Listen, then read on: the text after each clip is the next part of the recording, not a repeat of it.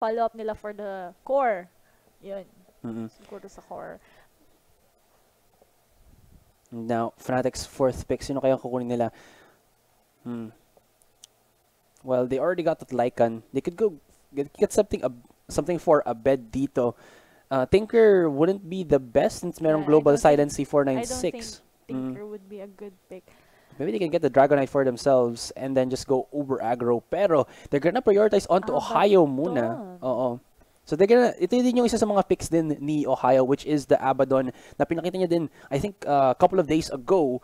And kung hindi niya kunin yung Underlord, ito yung bibigay nila. So Fnatic don't want to show yet yung final pick nila, which possibly would be the mid laner. They're trying to force out the hand muna of 496 for the other hand, for this time. So 496, who's gonna be their next pick? I think to counter out the Lycan. Well, the Bane was already gone. Wala silang pang tether ngayon. And they're gonna get themselves the Tinker. Okay. This makes more sense now.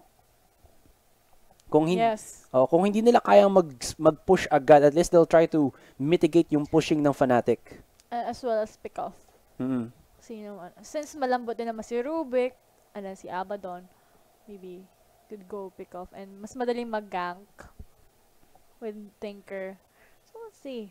Yeah, and Tinker's really strong then come late game. And yung maganda dito, Tinker is actually one of those counters to right-clickers. Since yung laser niya, pag tumama sa target, they actually get dazed and they have a chance to miss their auto-attacks. So, yun din yung iniisip dito ng 496. Since wala na sila, ayaw natin nilang ilabas sa ating table ang Brewmaster. Fnatic, on the other hand, if they want to counter out this Tinker, they might want to go for a Storm, pero baka yun ang last ban ngayon ng 496. Tama. Since may last ban. Ban Mirana. Puck or GK pick, I guess. Sabi ni Mr. Rai dito. For Fnatic. I think DK nga. Ang kailangan ng Fnatic here. Yeah, kahit may Tinker, I think it's fine. Kasi, I mean, Tinker isn't like, kahit man siguro mag-farm ng maayos si Tinker dito, if low naman ang 496, I think full force na lang ito ng Fnatic, mabubrusko sila. And 496 will go for a safe Razor pick. Ano sinong binan nila last? DK. So yun nga. DK ban dito for sa 496. So Fnatic, they might go for a Puck just so meron silang teamfight presence. They do have the Elder Titan, but that's not as reliable as I think the Dream Coil ng Puck dito. Or if they want to go even more, maybe a Naga Siren could also be good. Kasi it does have the Song of the Siren, which is nice for setting up para sa Elder Titan. Brood Mama. Still for the push.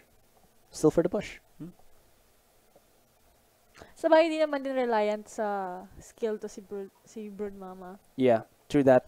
And walang counter ngayon ang 496 para sa mga spiderlings niya. Sana ang mga magagandang counter doon is like something like the bristleback, pero since wala yon, it's gonna be 496 really relying on to chains dito on that Tinker.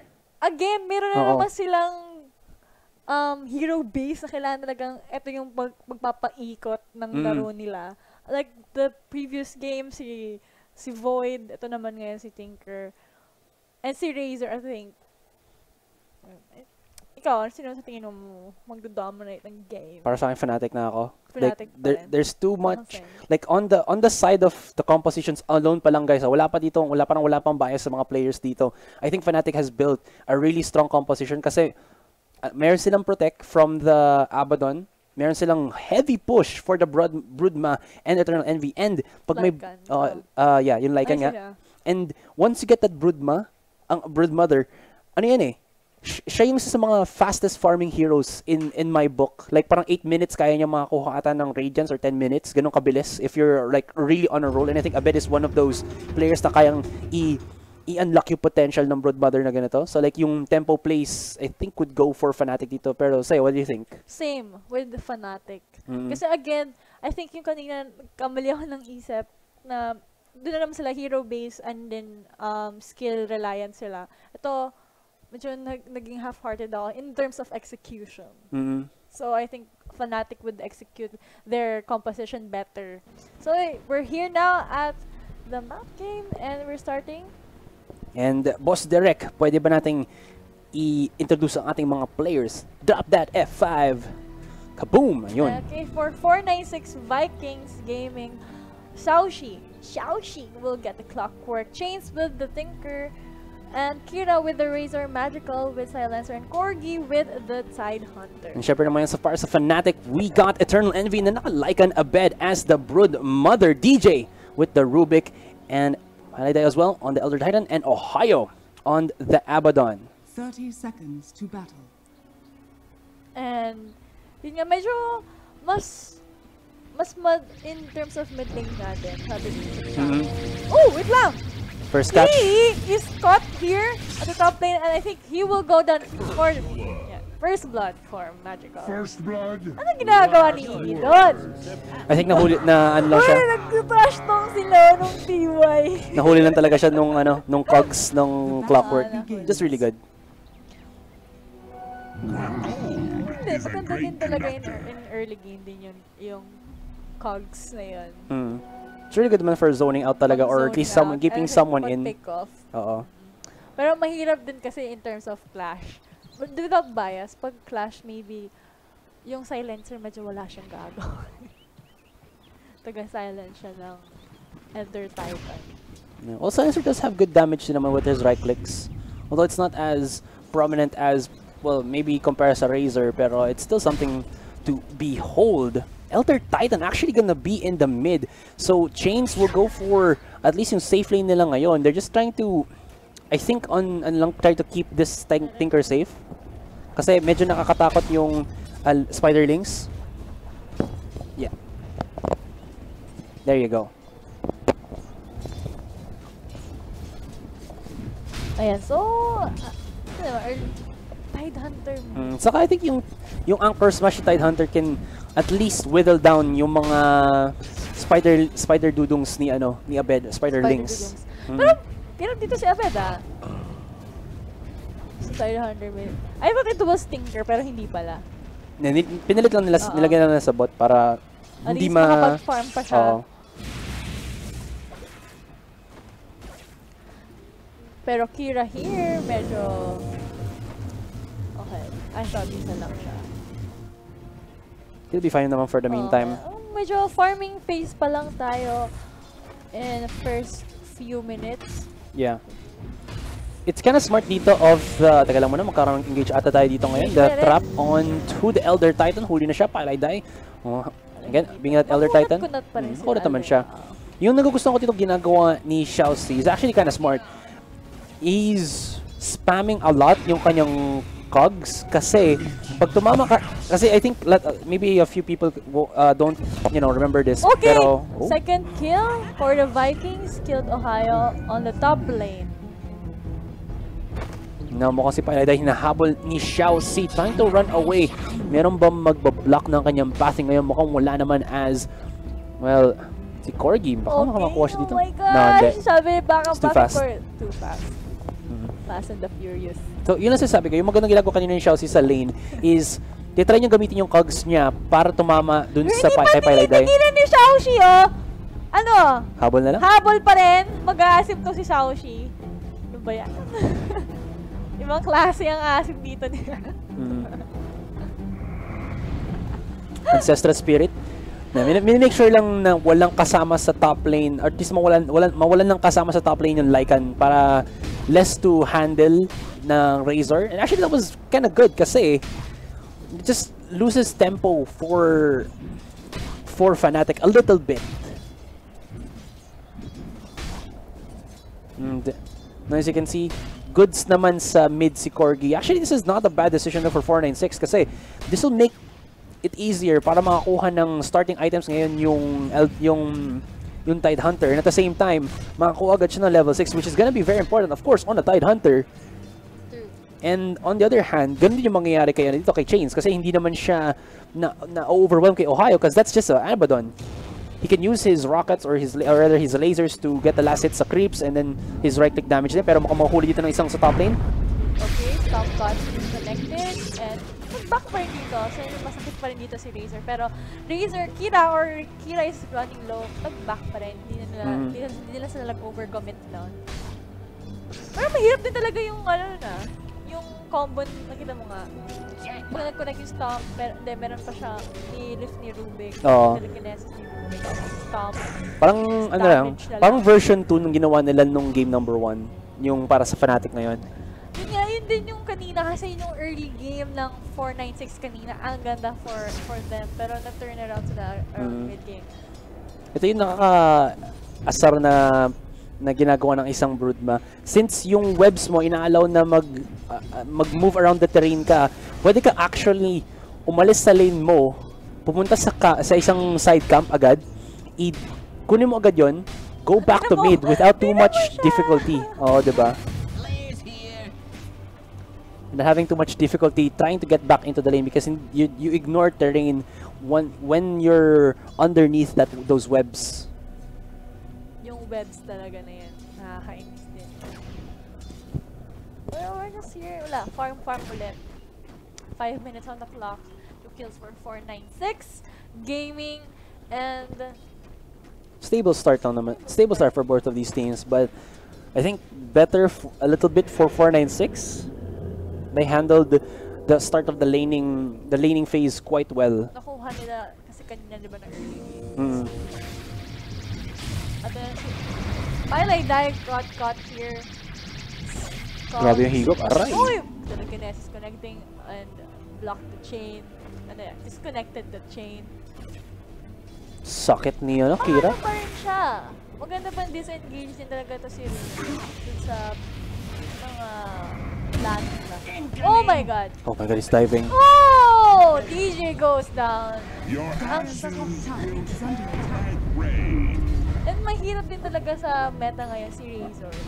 Sobrang hirap dahil pinalakas yung turns.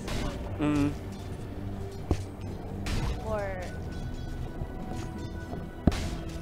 Question though, where is the Lycan?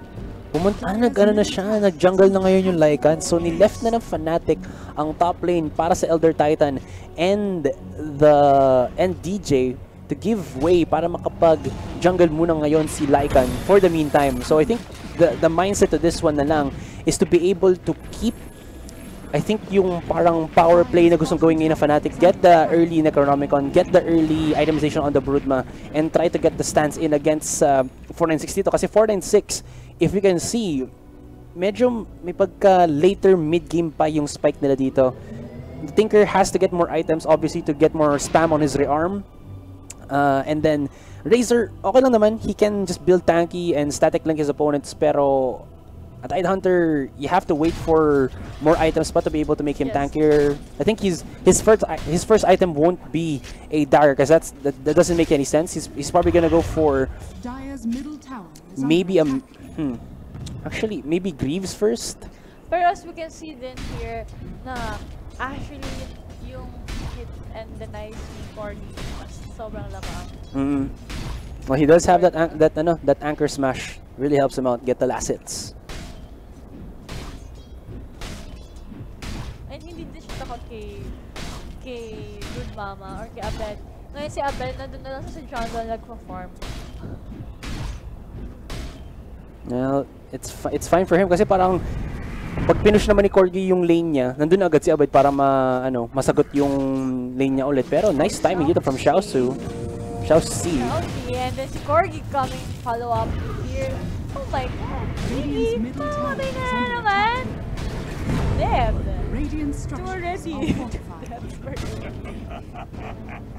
Stomp for the Elder Titan was a little bit too late there. And Science EE done, but that was just scouting coming out from 496. The scout siya ni Clockwork and Cog. Siguro yun din yung disadvantage sa early game, especially for Lycan kasi medyo pang-fish out pa si Clockwork, so nahuli lang. Okay, Kira took the kill again. Pilay Die goes down, hindi mabot yung TP niya. 5 kills for 496 dito, 0 for Fnatic. Oh, bawi. Yeah, it's a really good start for 496. And now they're starting to use yung power ng Razor. Once you get the stacks on the static link to damage down your towers and maybe even get their first tower of the second game. The bed, well, ang stand ngayon ng Fnatic is just to keep the farm up. Xiaoxi is now caught up here on the bottom river, pero hindi ko alam kung hindi nila iko-commit to. Iko-commit yung Fnatic. Yeah, I don't think they won't commit for that. Si Chains naman, meron na siyang Boots of Travel, so he'll be able to control the lanes. Although, nakakatakot na lang dito. Ngayon, para sa Fnatic is that 496 are starting to get that those farms in. Pero, a bit, again, like I said, yung Lycan pati yung Broodma would just like to go for the items before they go for aggression. Wow. Oh my god, Chelsea. Oh, yun na yung mga crippling siya. Ano yung Abed? Pinatay pa rin si Clockwork.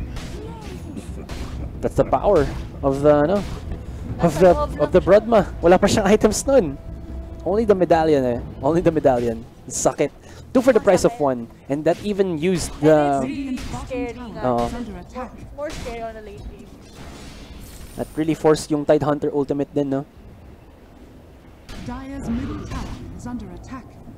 Sobrang bilis din ni talaga ng Bruno nung nagkaroon ng team fight dito sa may tower nila. Ang bilis yung makapag-travel. Tapos si Tidehunter naglalakad pa. So,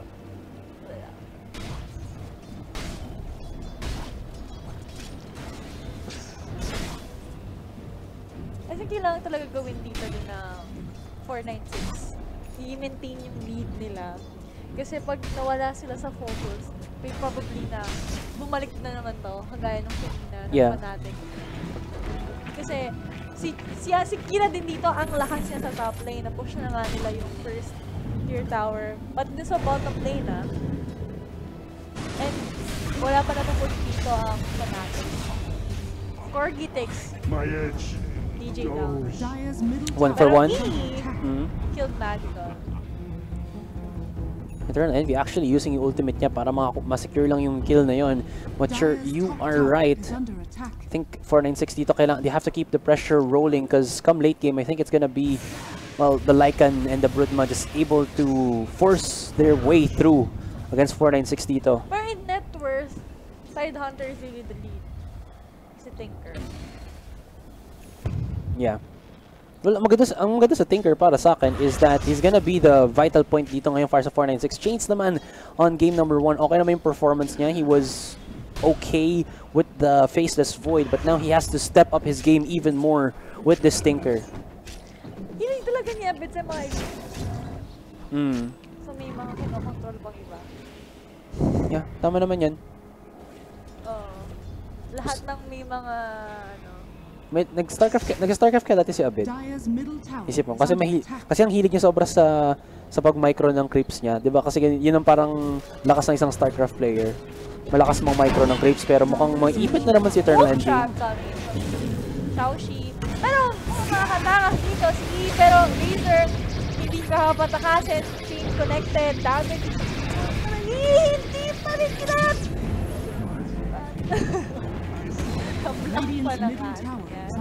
Oh my god, EE! Poor Eternal Envy. Hindi ka talaga magpa-farming dito ng 496 sabi na. Laikan ka, sige. Makapag-farm ka, tingnan natin. Eternally picked off dito si Eternal Envy. Yan ka na naman sa daddy jokes mo. Hindi ko nag-get. Yun lang, eternally napipick off, diba? Eternal Envy, eternally picked off. Forever. Oo, exactly. Patay naman siya. Ay, naku. Hindi nagkakalag yung jokes natin. Hindi humor ko pa. Pero okay lang yan, okay lang.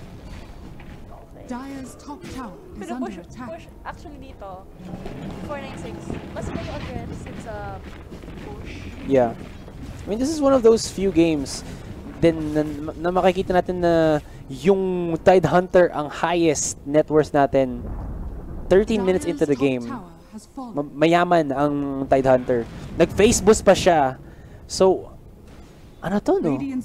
I think, ito na nga, yung 496 hindi nila hahayaan na pabalik na rin pa nito. Kailangan nila i-early push lahat. Yung top lane, ginaw na nila agad. Yun ang gagawin nila. Objective-wise, sabihin sila dito. Medyo malakas ang hataw ng Tidehunter din na to. Isipin mo naka-face boot siya, pang-clear out na ng mga brood, ng mga spiderlings niya, no? And having that that force staff para lang makakuha ng extra speed against his opponents. Hindi pa rin lang ako Wala, too slippery naman. Nga. bilis ni Abed sa mga Si Eternal Envy, farm lang naman sa sa gilid. Daddy jokes. Yeah, man. Baka maganda si Asurai. Mag-umami jokes rin, no? Okay lang. Ikaw, sige. Try mo mamaya. Makapag-isip ka muna ng ano. Tapos pag-usapan natin kung okay yan. Sige. Radiant are scanning. Nice micro from a bed. Napatigin ako dun kasi yung nag-dash in si Tidehunter, si Abed, sinidestep yung creeps siya pa, yung mga spiderlings siya para hindi matik ng damage sa anchor smash. Just the little things, no? Keeping them alive for as much as possible. Hindi nag-aaksaya. Eternal Envy still having some difficulties sa kanyang farm, pero Abed is pretty hunky-dory. Already halfway na siya sa kanyang Desolator. And alam mo naman, pag nakakuha ng kagat dito ang isang broodman na may Desolator, totoong kamandag yan. Narinig ko si Silencer na Radiant's top tower is under attack. I think preemptive silence lang yun kasi nag-ultimate si Eternal Envy. Could have been that he was looking for a pick doon. Hindi din niya i-go to tamang farm lang. And si Abed, Radiant's top tower again, is farming, under attack. and they have the wards there. Tinker actually going for the extra range dun sa kanyang spells. Really going for that long range Tinker build. Kasi although I'm wondering if kukuha siya ng Aether Lens. Kasi may mga Tinker players na kumukuha ng Aether Lens eh. Hindi ko matanda kung sino yung kumukuha. Si Abed din ba kumukuha siya ng Aether Lens pag naglalaro siya ng Tinker? Hindi no. Pero alam ko meron ako nakikita eh. Baka si Kuko ata. Si Kuko ata yun. Anyways, 496 gonna be able to take down even more towers, increasing that gold lead of theirs to 5,000 na ngayon, mga kaibigan. Dire's bottom tower is under attack. Tingin mo kaya, is this gonna be pushing to game number 3 or ano?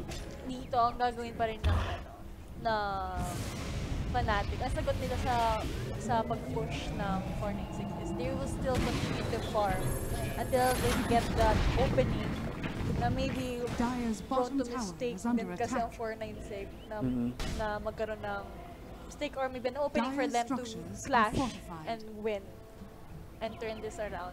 But, possibly. But 496 is very disciplined here. Yeah. They're not going overly aggressive and si Ian naman ang huli dito. Oh my god, look at that court. So she goes down, Kira goes down.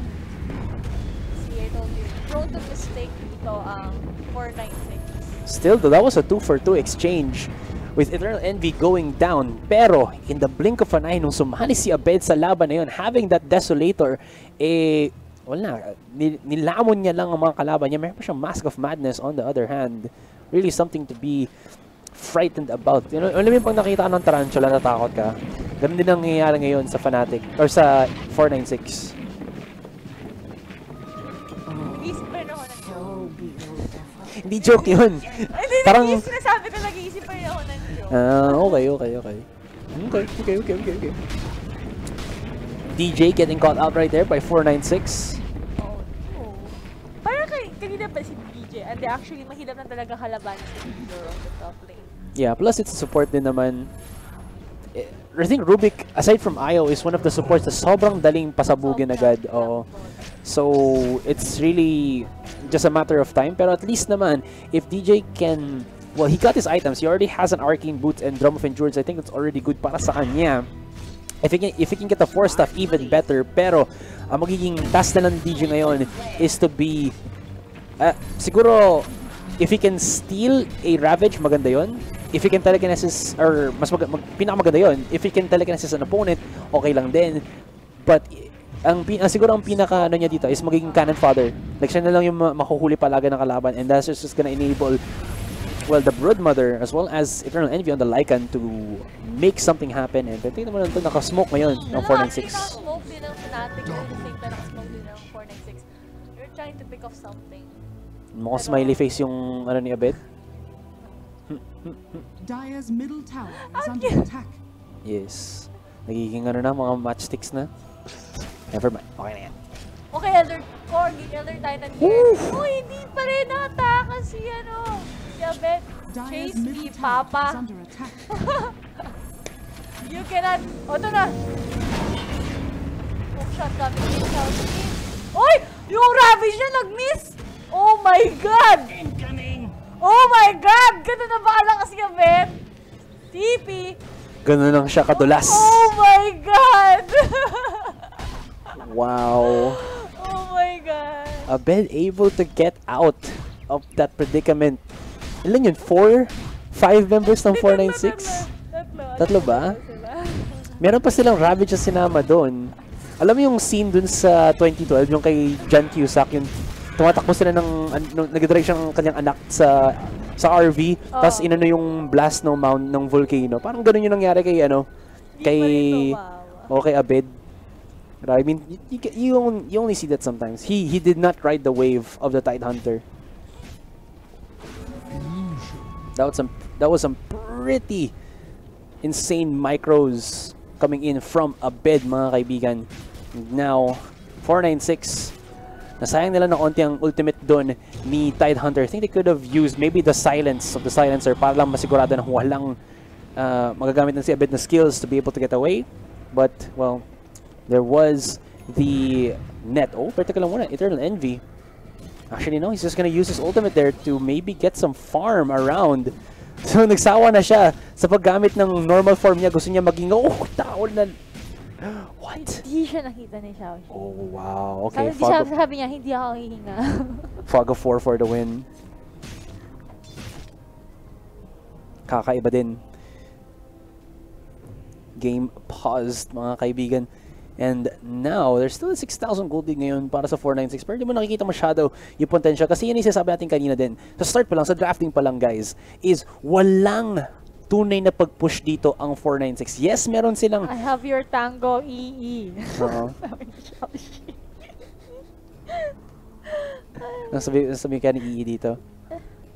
Siguro, kikip niya na yung tango na yun sa benta niya sa mga tao. Sabi niya, oh guys, look, EE, Eternal Envy's tango. Thanks, don't give up. What should I buy?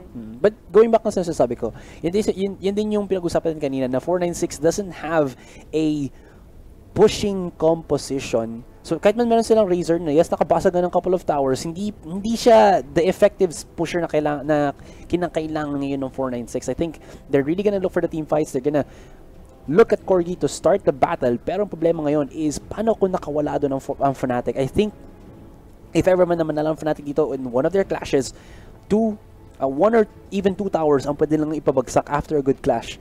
Ang naman ng 496 ngayon is, sinabi mo na nga, they have to keep their advantage. Yes, kasi pag nawala yun, madaling mag-spiral out of control. Yeah. Oh, exactly. It's gonna be very scary for 496 and the pressure is on kasi kahit even though they have the advantage here, mga kaibigan, is this is a best of 3 series na game number 1, Fnatic ka nanalo. So it's gonna be up to them. They have to keep it up kundi. To paano ba sabihin to?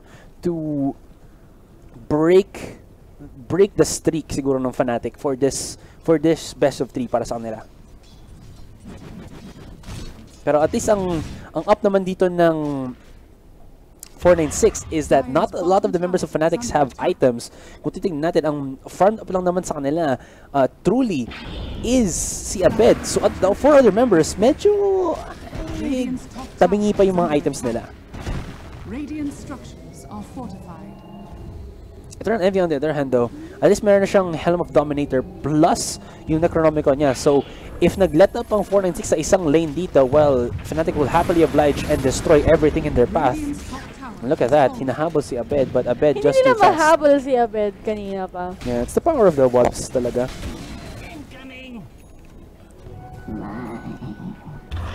Tinker would have been a really good pick for 496, but the problem is, alam na ng Fnatic kung saan sila pupwesto to be able to get out of way of Tinker, but hola. Oh my god. Uy. Can he do it? Oh, he can. Nice micro. Oh! Highlight I will go down here. Pero follow up again with Magical. Sabi niya, hindi ka makakalis dito kasi papatayin pa rin kita DJ. Pero DJ, micro mo ba? Ay! Hindi niya napatay. Good damage. Nice use of the Fog of War and then for DJ. 1-for-1 though. Pero pinakita na ngayon ng 496 that the Tinker is not something to be trifled with. And now they're going for yung, ano na to, high ground push ngayon sa mid-tier 3. Ito nga sabi ko sa'yo, tuloy-tuloy talaga nilang ipupush to kasi ayaw nila mawala yung momentum nila. 7,000 lead din here coming from 496.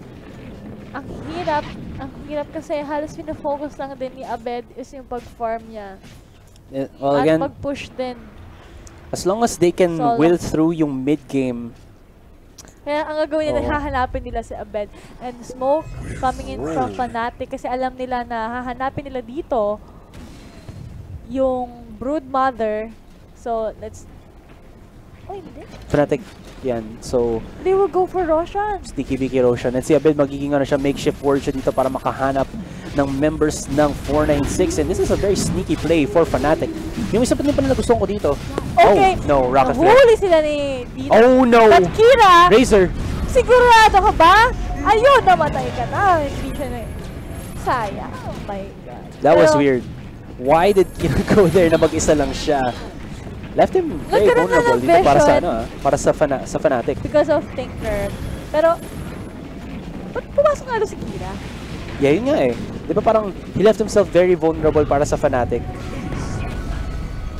Elder Titan connected the stuff here. And Ravage coming in from Corgi at the BKB! BKB! Oh my God! Corgi goes down. Kala mo. Xiaoxi is also going down here. Kaya Abed, sobrang sakit ni Abed! Double kill. Power of the ultimate of the Brood Mother, insatiable hunger plus the BKB. BKB na. Okay, Chains. Anong ginagawa mo dyan, Chains? Bakit ka pumasok? Anong ginagawa mo? Roshan will still go down. More. Fnatic and Abed will get the AGs. Pumasok siya doon. Hindi pa naman kasi masyadong mababa yun. Oy! Hindi pa patalo talaga si Abed dito.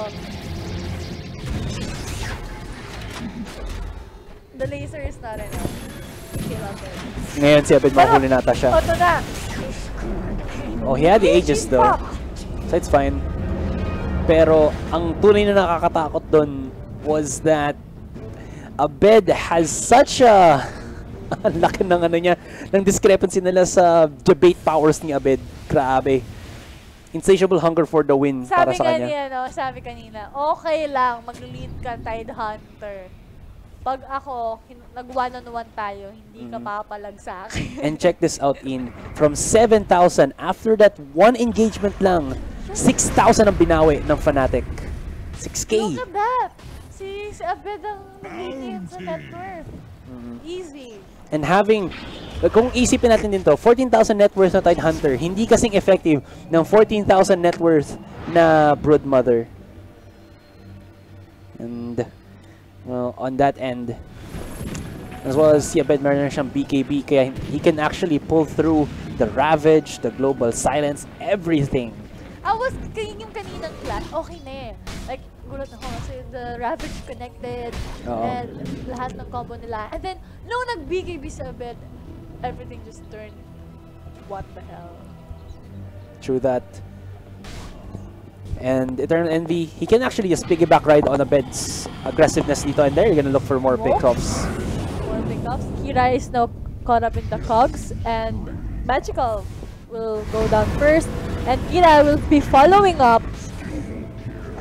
2 kills for Fnatic.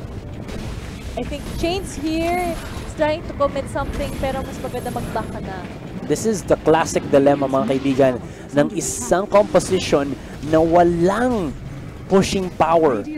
496, they had an opening kanina sa mid lane. Nakita mo kanina sila Kira, As si Chains trying to get that mid-tier 3, but the biggest issue doon is wala silang, well again, pushing power. Kaya kinulang sila ng damage for the mid-tier 3. Na-save ng Fnatic yun. And then Fnatic, once they got that one good clash, alam na natin kung ano nangyari. Story has been told. Abed, well, he just made a bed of roses ng kalaban niya and he just laid waste sa 496 ngayon. Hook shot coming in from Xiaoxi, pero bed popped again the BKB. You're dead. Hinakaw ni DJ yung hook shot ni ni Xiaoxi. Galing. Oh my goodness mga kaibigan. Is this it? Is this the beginning of the end? Sa mga sasabi na sa mga horror stories. The start Ohio went down to Kira.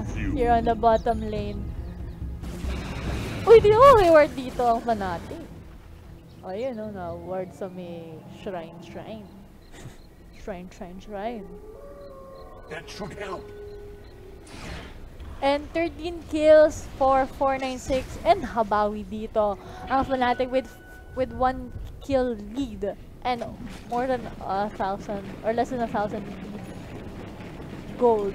Yeah, it's not really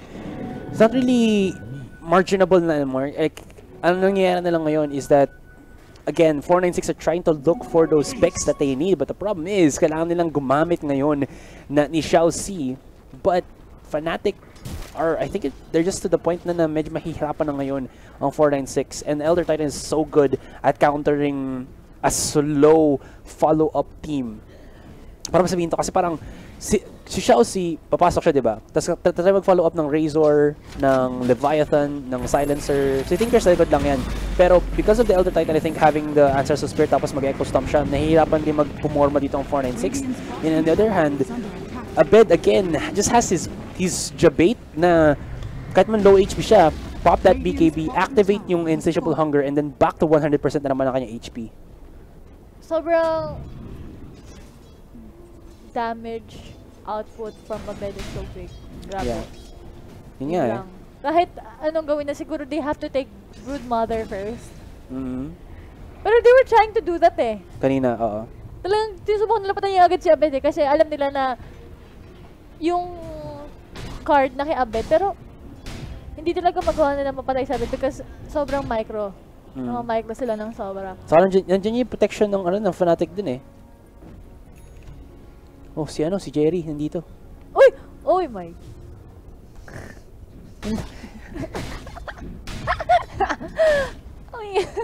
Nangyari sa mundo? Gulat ako. Nice ba yun? Buntik na ako sa wika. Sorry guys, kung alam niyo yung pinag-uusapan namin, si Manjin, alam niya na si Jerry. Yung kalaban ni Tom.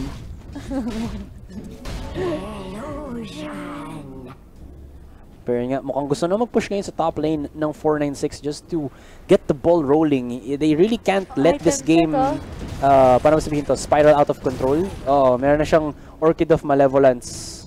Orchid of Malevolence. I think that's just to silence the Tinker. Kasi pag nakita na yung Tinker in the midst of it all, that's just gonna stomp him out very quickly. It's a kind of a sort of soft counter para sa Tinker ngayon na pag nagpakita ng Tinker sa sites ni Abed. Kasi Abed isa sa mga heroes to na kaya agad ma-approach si Tinker since he does have yung webs. It's gonna be a very good item din para sa kanya. Nanggugulat si Manjin. Oo nga eh. Salamat siya, birthday boy siya kahapon. Game 3, sabi ni I am real coach. Kakayanin ba nga ba? Yan ang kailangan natin malaman on the next episode of Fnatic versus 496. BKB pop though, medyo problemado na ngayon ang positioning ni Abed. Oh, first time!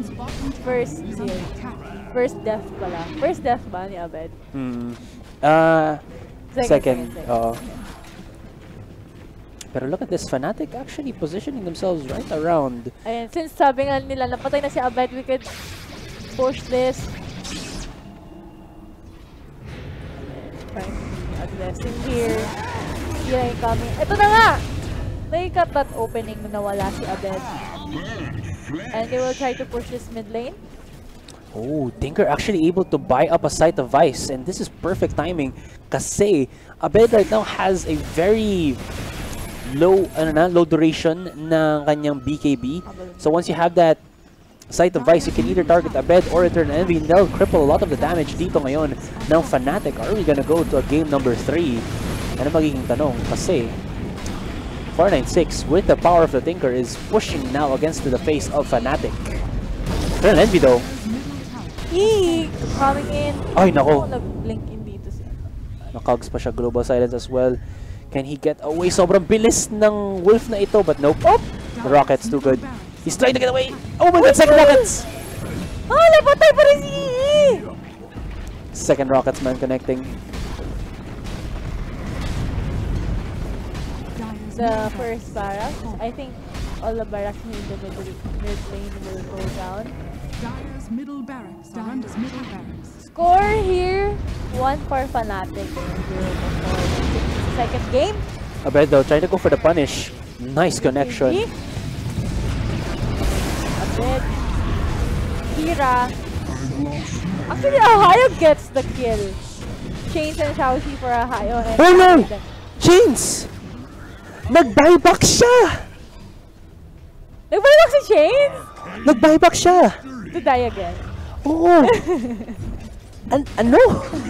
What? Die back.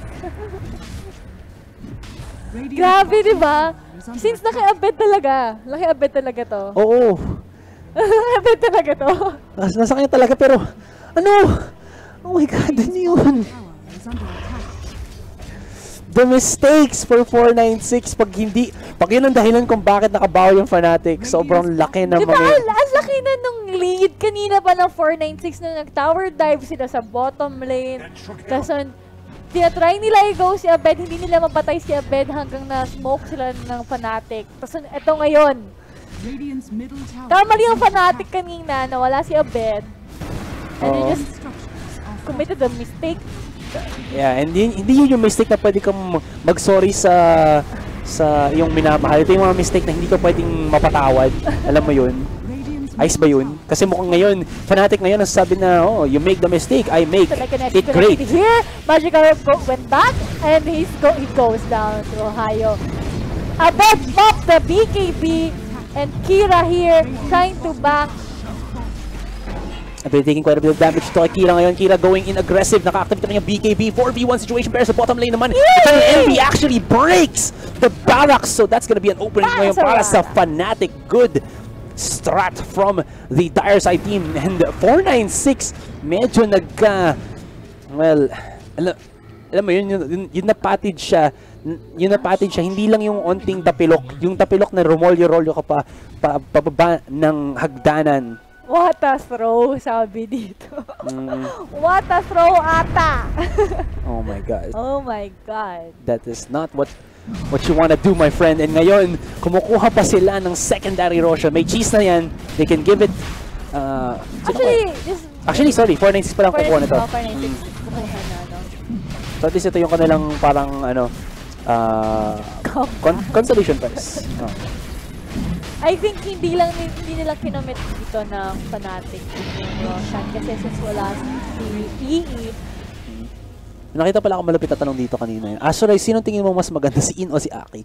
Para sa akin, guys, parehas silang maganda, pero may mas maganda pa para sa akin. Yun na lang yun. Ayos ba yun? Nagsisimula ba sa... Nagsisimula ba sa... Yun na lang. Nagsisimula ba sa... Yun na lang yun, yun na lang yun. Hello to Jair on Messina. And yeah, sabi nga dito ni I am the real coach. OMG! 496 is tilting. 3. Oh, man. I can't. Dire's top I just shrine can't. is under attack.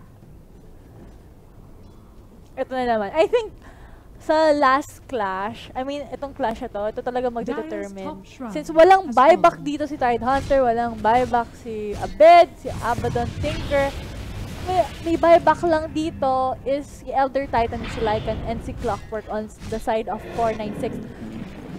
Boss, direct, pag ginamit ba ang nullifier kay, kay Razor na mawala yung stacks ng static link niya? Di ba nadidispel yun? Ah, okay. Anyways, naka-nullifier na ngayon si A Bed of Roses. So, pwede niyang gamitin na lang ito kay Tinker. Shouting him up. Shoutout pala kay Terrence from Vancouver, Canada. Guys, chill lang. Pag natatalo or nananalo, hindi sabihin 3-2-2 agad yun. Ibig sabihin lang, minsan... 3-1-1. Ano yun? Wala lang. Ano yung sabihin nun? Parang umiiwa sa akin. 3-1-1. Mom jokes! Baka ano yun? Alam mo yun, 3-1-1. Try to find a fire burning on the dance floor. 2-1-1. Yung kanta ng River Maya. 2-1-1. Dire's bottom shrine is under attack. Si Lecky tumawa. Ikaw hindi ko tumawa. Hindi ko na-gets sorry. Oh. Dire's bottom shrine. 911 yun, Asurai. Yes, I know that's 911. That's the joke, my friend. Tayo dyan, In. Naku, lagot. Tayo dyan. Ice ba yun? O, tumawa sila. Nung ikaw nag-joke, wala na. Ganon. Pwede pa rin ako pang sabak sa mga jokes. Shoutout kay kanina dito sa Pampanga. Mayap ing apun. Anong nangyari sa camera natin? Nakatingin lang sa kawalan. Pati kay Marky08 from Sydney. Nanahimik si cameraman. Australia. Si Mr. Sin. Ako. Ganda ng pina-follow natin na observer, si Crystal Mess. Okay lang. No worries. 3K ang gold league na Fnatic, but I think it still could go either way. As 496, again, they have the team fight presence. Sa Fnatic naman, they have the push. They have a little bit of the skirmish din, pero team fight as it is, 496 ang ano. So if they stick as a 5-man unit dito, sila ang kaya namang manalo sa fight na ito. Pero again, you have to be wary kung nasan si Eternal Envy because he can just split push and destroy towers in a matter of seconds, kaibigan. Lamang talaga dito talaga sa push. Kanina pa. Itong 496 na to na hindi ko malamang dahilan anong ginagawa nila ba't nagkakamali ba rin. Ayan na nga, 45 coming in. And natalaga na si... Okay! Uy! He just popped! Oh my god! And now there's gonna be the engagement. Actually, using the global silence. Pero nagmamba out na ngayon ng 496. Natakot sila nung nakita nila yung potential ng Fnatic even without Eternal Envy. And invisibility na pick up ni Eternal Envy. Yung itemizations pala ngayon ni Tidehunter really isn't for pure tanking. Well, he does have the Assault Kiras, pero you can see that he built up more damage. May Radiance siya. Meron siyang mobility with the Face Boots and the Force Staff and Dagger, pero his only true tanking item is the Assault Kiras, which I think isn't really a good measure. Kailangan niya pa siguro ng Berserker Greaves or maybe even a Heart of Talas to make him a true frontline dito para sa 496, but hindi yun naging sagot nila. I think yung ginagawa ngayon ng 496 is parang... I think ginagawa din nila, kailangan may damage din si Tidehunter. Parang hybrid siya na... Para lang ma-catch off guard si Fnatic dito. Hi to Angela Miguel from UK and Corn from Italy. Di ba yun yung kanta ng ng Kamikaze? Oh wait, tagal muna, magkakaroon ng engagement tayo ngayon. There's a Ravage activated here by the Tidehunter. Actually takes down si DJ, but that's only the support for Fanatics. Sobrang lambot nga niya kagaya ng sinabi mo. Shot coming from Saushi. Backline. Link in coming from Corgi. And BKB popped by Abed. Oh my god. Chasing Abed, chasing. Pero Saushi nag-cog. Pero try nila i-go. Oh, the hex dito si Abed. Abed will go down by chain. Oh my god. Buybacks for the Clockwork, pero mukhang nakakabangin ang 496 as they spread dito sa base ngayon ng Fnatic. May buyback si Abed. Buyback nga si Abed. May nag-buyback din si Aba doon. They'll be in a very tight spot ngayon. Hex activated. This is the power of the Tinker just harassing from the backline. Kailangan nila ma-chase down ngayon si Chains, pero walang makasagot. Eternal Envy pushing himself to the very limit para habulin ngayon, pero Tinker right now sobrang laki na ng kanyang mobility. Oo. Dahil very crucial yan. Hex again. Napakabilis na baboy. Nung na-hex siya. BKB. Earth split. Ohio went Activated. in. Ay! Good damage coming out. Basag nga. And now, Kira is running low here. stomp. Still chasing. Ohio still chasing. Namatay dito si Kira. Xiaoxi still goes down by Ohio again. Ano yung skill ni nanakaw ni Rubik? Ay, ni Abad. Si Abad nung pala yun. Ano? May nanakaw si Rubik na skill na parang makita kong... Pero makita natin, Boss Direk, kung ano yung nanakaw na skill ni Rubik. Kung okay lang po. Let's see. Kung ano yung na kanya naikuha na skill. Wala! Namatay ba siya? I think oo. But still, that was a crazy fight though.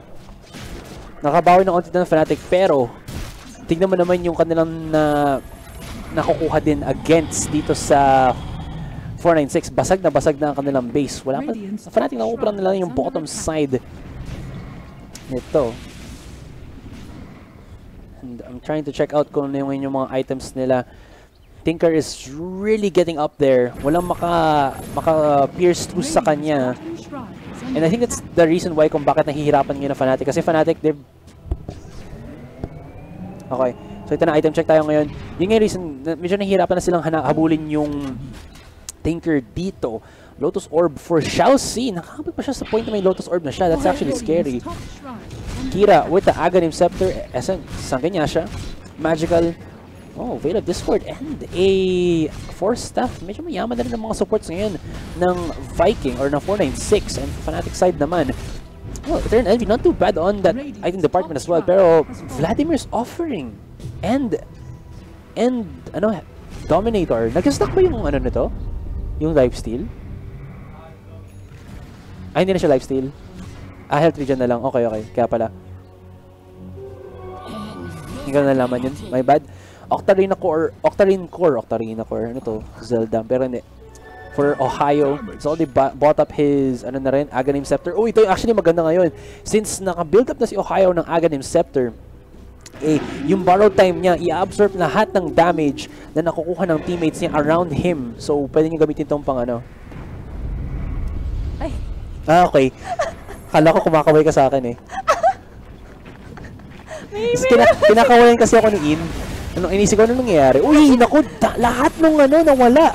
Ng Spiderlings. Yaman. Yamanin.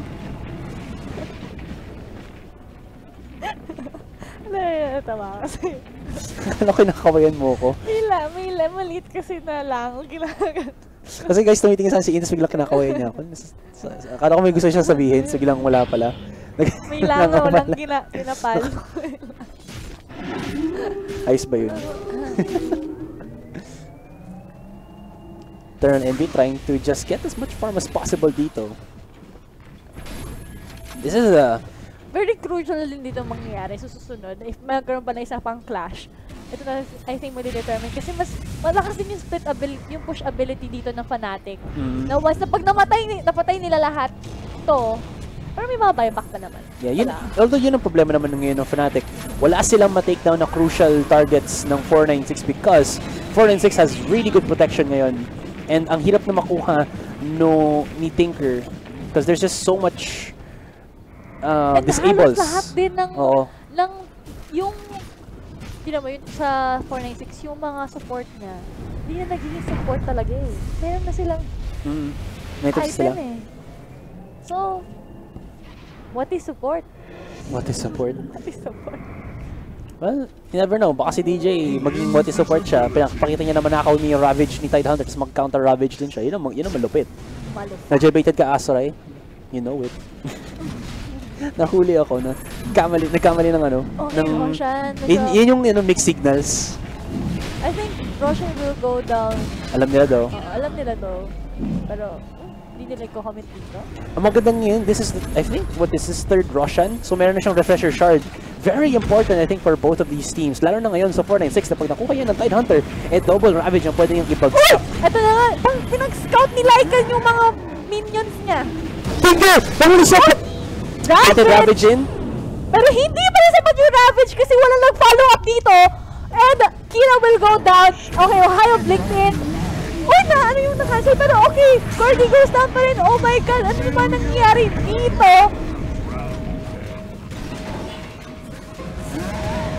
And now we're gonna follow up the clash, mga kaibigan. As mukha si DJ even naipit na ngayon sa clutches. He has the BKB, pero hinahabol pa rin siya ni Ohio coming Chelsea. back again. Cogs coming. Xiaoxi will still go down. Kira is now trying to back, pero may chain cut. Hindi pa rin. Nag-buyback yung Razor. That was pure miscommunication para sa 496. Natakot sila masyado sa bombardment ng Fnatic dito. Kasi ang nangyari nun is, akalain mo, teka lang muna, kasi kung gusto ko makipaglaban ngayon ng 496. Pero, take a breather na lang muna. Na-scout nung mga animal ni Lycan. Wolves! Wolves, I think ang tawag doon. Gusto ko yun eh. Animal na Lycan. Pwede rin naman, pwede na. Totoo naman, aray.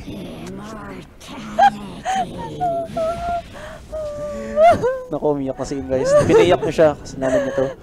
Pero, yun na nga, going back sa game, yung nakita ko nangyari doon was, kasi, hindi in-expect ng 496 na mahuli agad si Tinker na biglang lahat ng members ng Fnatic nandun. Nagpanic sila. Tama yung ginawa ng Tidehunter, pero may nagsabi natin sa chat, wala nag-follow up. I think yung dahilan kung bakit wala nag-follow up. Wala nag-follow up. Nagkamali sila ng pag-call na dapat mag-back off sila kasi nakatakas na yung Tinker kahit man hindi I think nakatakas sa Tinker kahit man hindi na may Ravage. I think na. Ano nag-Ravage yung nakatakas. But anyways, after nun, inisip na ng other members ng 496 na mag-back off tayo or na hindi sila maka-follow up dun sa Ravage na yun kasi kumpul-kumpul ang Fnatic doon. So they don't really wanna go up against all of the right-clicker damage dito ng Fnatic, which is really devastating sa 496 to deal with. And shoutouts nga pala kay Wolf na naka-omen na naman na t-shirt. Medyo, bayad. Bayad na bayad. Tignan mo ako kapag nagkakast ako, naka-Dota shirt ako. Ganun ba yun? May powers yung ice ba yun?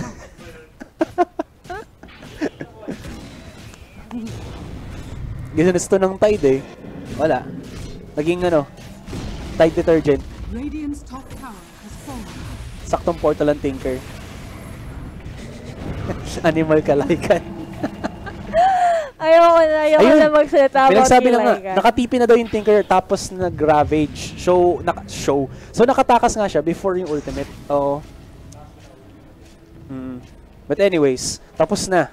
Kailangan na lang mag-move on. Pero dahil sa nangyari na yun, may onting swing sa points na ng Fnatic. And a bed. Nullifier and a Orchid of Malevolence. Double silence ang meron siya ngayon. Talagang inaano din nila si Razor din. I think si Razor pati si Tinker. I think Razor is not really as effective na ngayon. Yung Tinker na lang talaga yung pinaka-threat ngayon para sa 496. Or, yeah.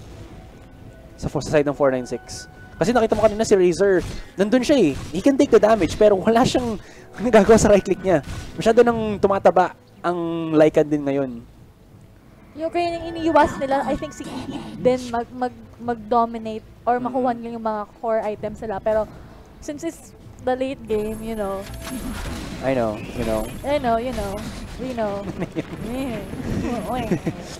Well, anyways, after that clash, naka-buy up na rin ang Fnatic ngayon. Nakita natin na si DJ actually on that clash, naka-BKB na siya, so mayaman na rin pala si DJ ngayon. Pailay also has the Octarine Core, kaya pwedeng ibawi ng... wait, gumagana ang Octarine Core din ba sa Sight of Vice? So pag na-hex ka, ma-hex din yung, yung Tinker. Ay, sorry. Lotus Orb. So, yun. Pag natamang target ng Lotus Orb si Pylai dahil sa teammate niya, tapos na-timingan niya yung Sight of Vice ng Tinker, hindi mag-hex din yung Tinker.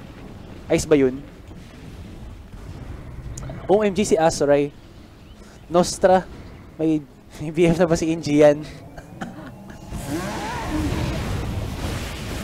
Soon, Acer win. Ilalagay ko din yung picture ko dyan. Pero yun din. I think, they're still trying to find the mistake kanina. Yung kanya talaga, nung pagpasok kasi ng Aba doon, talaga, doon ko nakita yun eh. Di ba tinatry nila yung Roshan? Eh kaso nga lang, hindi nila alam kung anong spot. since pinupull din ng yung Roshan. Tapos pumasok yung mga wolves ni Laika, nakita. Tapos si Aba doon, nag-blink. Tama ba?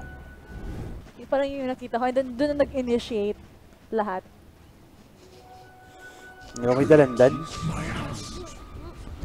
mamaya nagkakas tayo.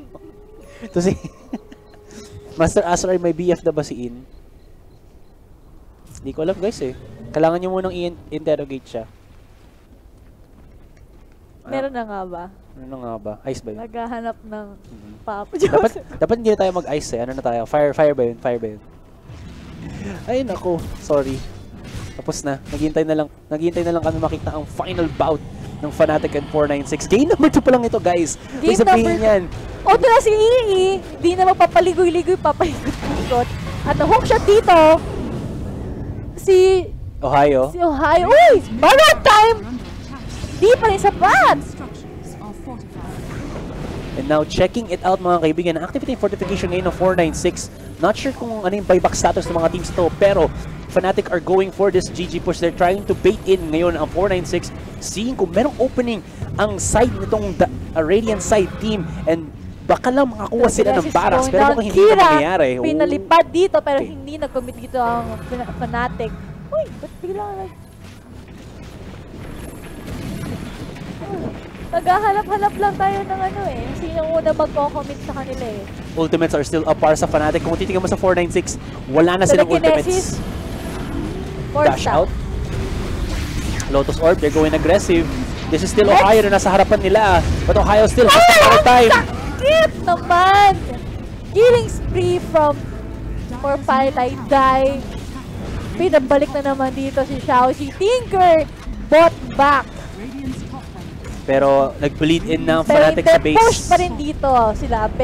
Barracks will go down now. Half of Mega Creeps na ba? Mega Creeps na ba? Okay, meron pang isang barracks na kailangan. Yeah. Item check tayo after ng laban mga guys kasi medyo importante ngayon ang nangyayari. Multi-laser shots. Multi-laser. Uy, Ohio! Pinasok! Wala silang pakialam kasi may barrel. May vibe. Naka-BKB dito si Abed. Palo lang lang. Palo. Magical. Xiaoxi! Ano? Ikaw din? Mapapatay na kita. Hindi. GG call. GG is now called 2-0. Asurai. 2-0. Very good. Grabe, ang laki.